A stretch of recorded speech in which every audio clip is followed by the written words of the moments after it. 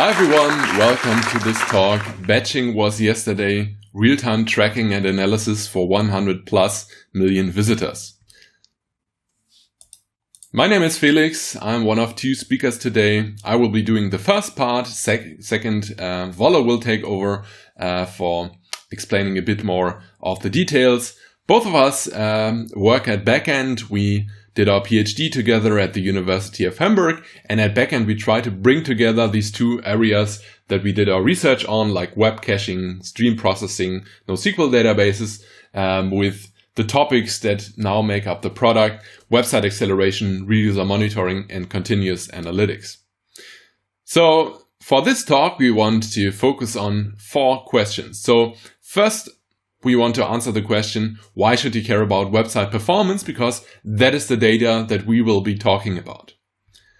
Then second, what does tracking data tell you about it? So what is the meaning of website performance when looking at the data?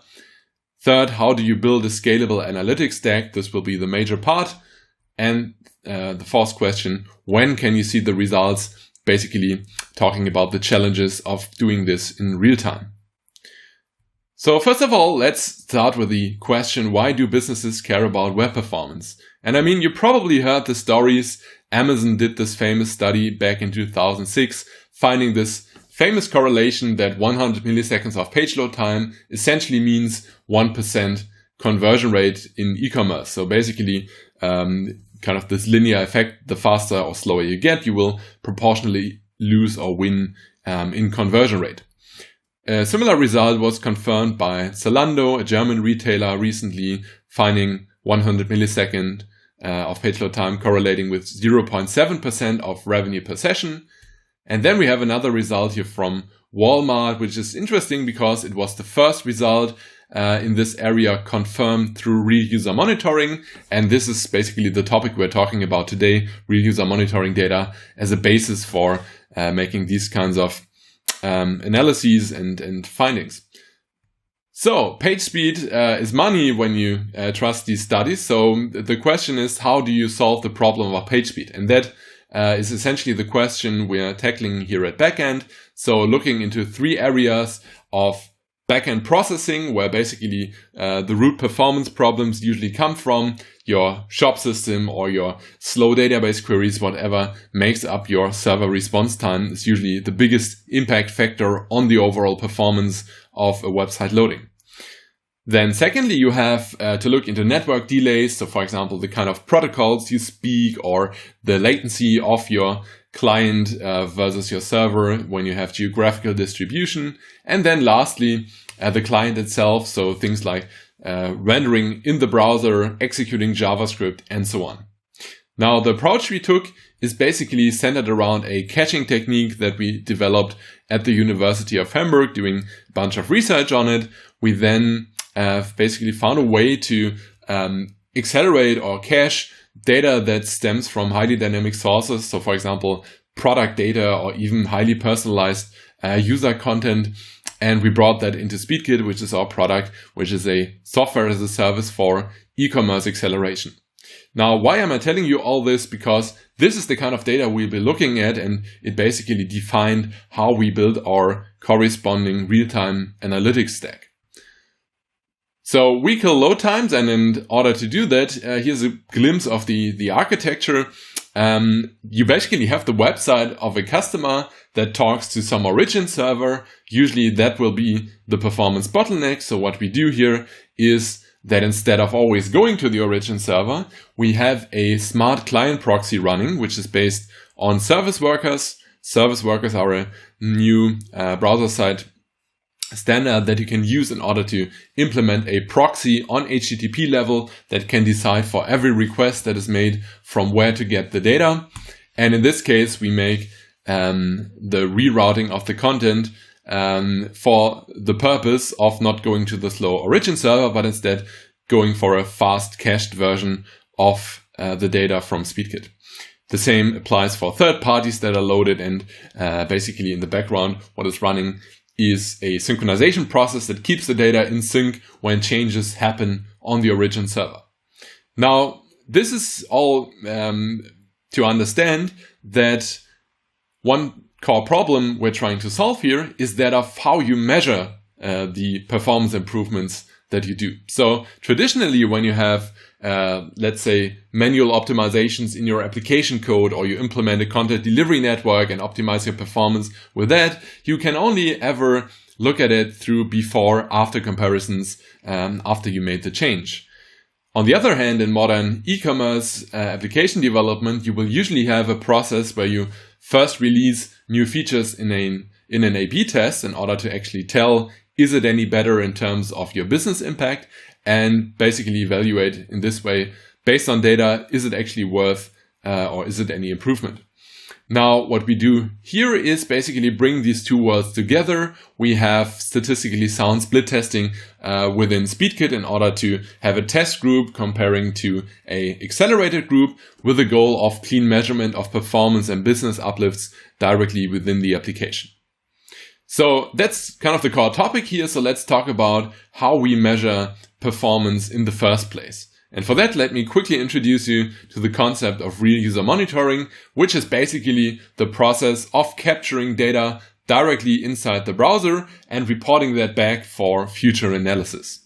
Now, what you see here on the left-hand side is basically different data sources. Let's say timing APIs. The browser exposes things like a navigation and a resource timing API that you can use to collect performance data. And in our case, we also collect things from the service worker or JavaScript errors. This data will then be packaged into tracking beacons, forwarded to some cloud backend, and there we have data like performance timers. So for example, the time to first byte. We have data like user engagement metrics, like when did the user first interact with the page. And lastly, QA data, like what JavaScript errors have we seen, what are caching distributions looking like, and so on. And this all is then handled by our real user monitoring pipeline. So essentially, when the browser sends these tracking beacons, it will land in a ingestion layer consisting of services such as AWS Kinesis, S3, MongoDB, where essentially we see raw PI tracking metadata and custom tracking data that are all first ingested and then passed on to an analytics layer where we compute materialized views and aggregations and also store all the historical data. And for that, obviously, we use Flink. After that, you have the user-facing part where through an SQL interface, you have various kind of reporting layers. You have a performance dashboard to look at the performance of an individual website. Then you have things like QA, for example, to analyze any JavaScript exceptions. You have real-time alerting, an ad hoc interface for deep dive analysis, and custom reporting. Now, one core question to answer is when to send data beacons, because when you look at the process of what the browser is doing, there's several points in time where you have certain information available. So first of all, the user clicks on a link or performs a navigation, and then you already have some insights like what URL the user clicked on. But before you actually land on that URL, a lot of things might happen on the client side. For example, you have the resolution of redirects, you have DNS, TCP, TLS handshake, the actual request on HTTP level. And basically, then only you will have the finished HTML and the user will be, in fact, on a new page. When that page has arrived or the HTML has been downloaded, kind of the fun only begins. Then the whole waterfall of the loading process is being fired, and you have these various other timings like the DOM content loaded, the load event, and also modern user experience metrics such as the largest contentful paint or the cumulative layout shift. After that, when the page is fully loaded, you still have other events, let's say when the user starts to scroll or perform any other type of user interaction. Now, this brings us to essentially three different types of data beacons that we collect. We have one data beacon for static info, so that can be the URL, the user agent, the session ID, which is more or less everything that remains constant for one single page impression. Then we have one other beacons for all the timings, like time to first byte, load time, first contentful paint, largest contentful paint, and so on. And third, we have 0 to n other kind of custom events for first input, JavaScript errors, everything that happens after the page is loaded. Now this brings us to how do we construct a schema around this type of data. So here we look at the schema of a page impression. So a page impression essentially consists of the navigation beacon, so the static info like the user agent and the URL. We have the load beacon, time to first byte, and these other metrics. And then we have these other event beacons. And of course, different PIs can happen. Therefore, you have always this grouping of these different event types into single page impressions. Now, questions that are kind of tricky here are, for example, how do you perform this joining of events into a page impression? For example, do you simply wait 5 minutes for the last event to occur? Do you wait until the session has timed out, and so on and so forth? And another question is, how do you enrich that data with, let's say, more complex outside data, like the user agent? User agents are normally sent by the browser as an opaque user agent string, and normally you want to resolve that into operating system, browser version, and so on. So usually more information goes into these beacons that is not directly part of the beacon itself. Then at the next aggregation level, we can group page impressions into sessions. So let's look at an example here. A user coming to an e-commerce site in the first session, just going to the landing page, quitting. Next session coming back, looking at red shoes, blue shoes, going into the checkout. And in the third session, basically reloading the same browser tab, still being in the checkout, and then moving onward. Now, the grouping of sessions is very important because you want to reason about things like bounces and session ends. So when does a user drop out and when do they come back? And usually the standard that is applied here is to have a session timeout of 30 minutes of inactivity. If that is reached, you consider the session being complete. So where's the problem with all this? Why is this data challenging at all? And to go into the details here, I'm handing it over for the second part to Wolle. Yeah, thanks, Felix, and hi, everybody. I'm Wolle from Backend Data Engineering, and I'll take over for the rest of the talk. So as Felix mentioned, there are still some problems here, and they all revolve around our schema and its complexity. So if you look at it from above, you have the tracking data coming at our system, so the beacons, and before we can query anything here, we need to join them together so that we have page impression or PI data, and we also have to basically resolve the user agent data in such a way that it becomes human readable. So we need to extract information like the concrete browser or browser version, device, stuff like that. And when we've done that, we still have to aggregate the page impressions further so that we can compute session-based data, for example, the bounce rate or session length or stuff like that. And that's still pretty finely granular, so on the level of page impressions or users or sessions. But what we really want is summary data. So something like, has the bounce rate gotten better over the last month or something like that? And the question is, how do you get from the finely granular data at the top to the summary data at the bottom? And our first solution here was to just compute daily aggregates, so materialized views, to make the analyses over large time windows more feasible. So basically, we once a night had some cron jobs running. They computed for the last day some summary, and then all the queries in our dashboards were running on top of those summaries.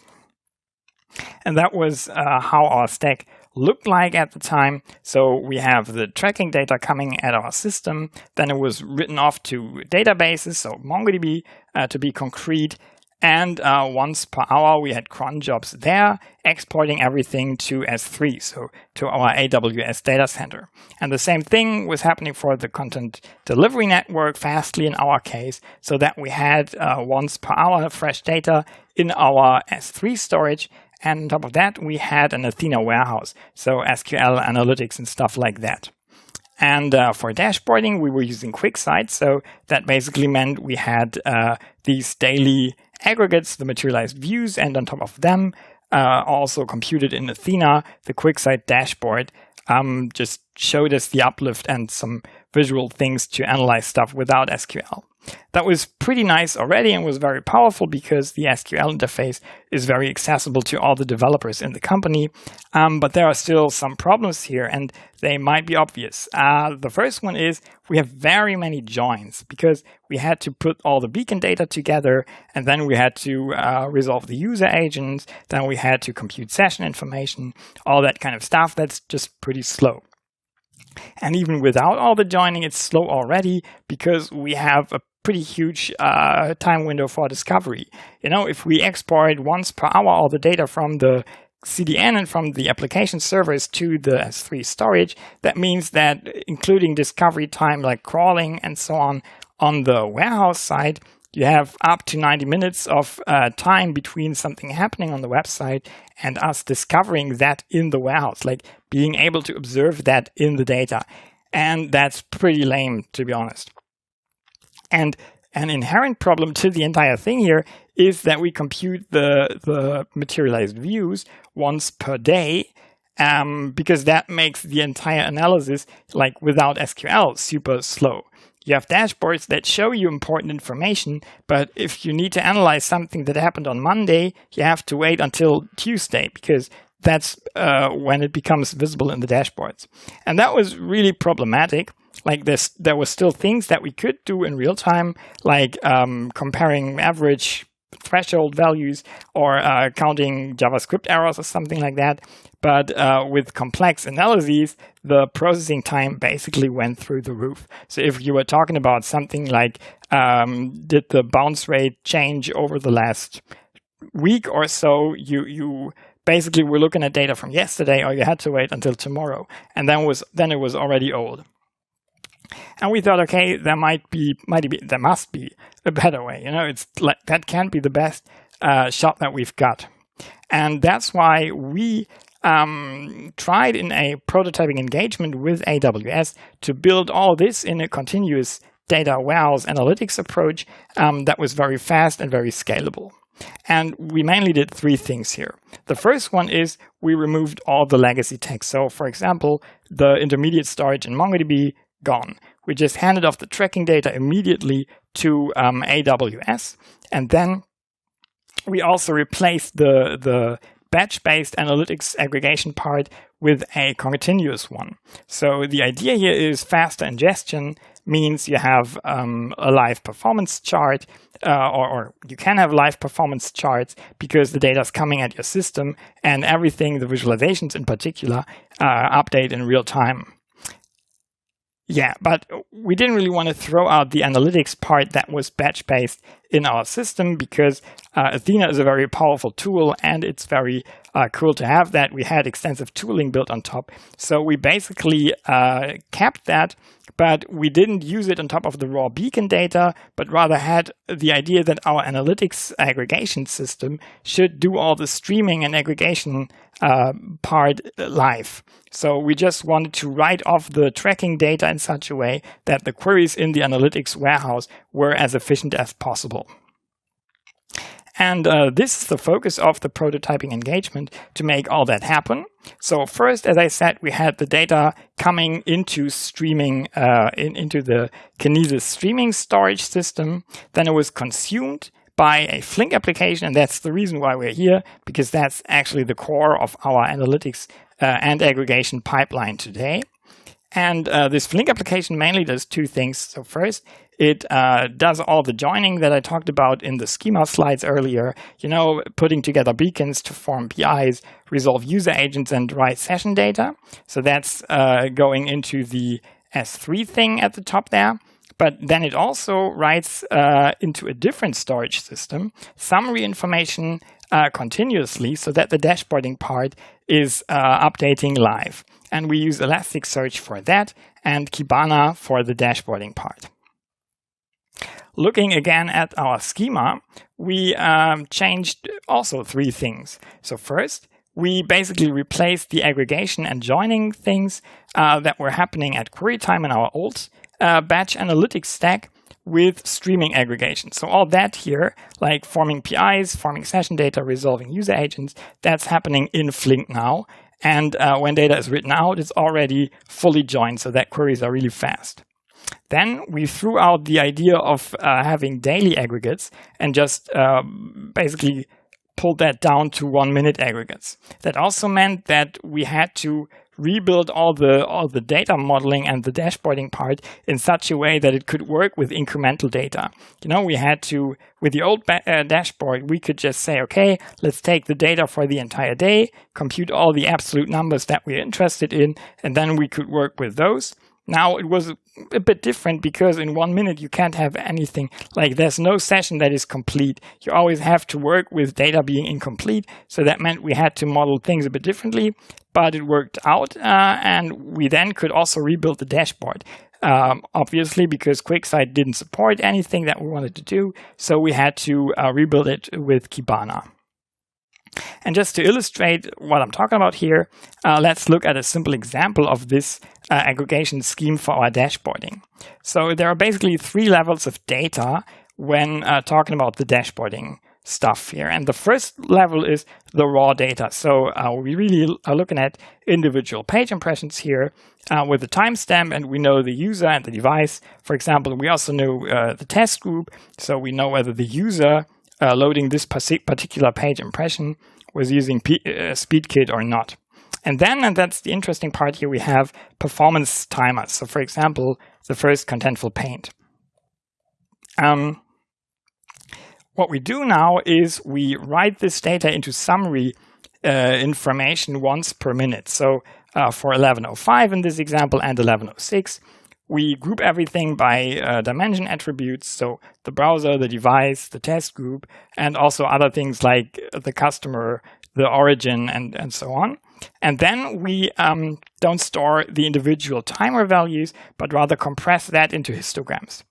And now the dashboard, when it's supposed to show you, for example, the distribution of load time over a particular time frame, it doesn't have to go to the raw data, but can rather just filter down the summaries to the selection that is relevant. So, for example, here, if we say, give me the Firefox mobile performance distribution for SpeedKit users in from 1105 to 1106, or a bigger time window, but just for the example here, let's talk about 2 minutes.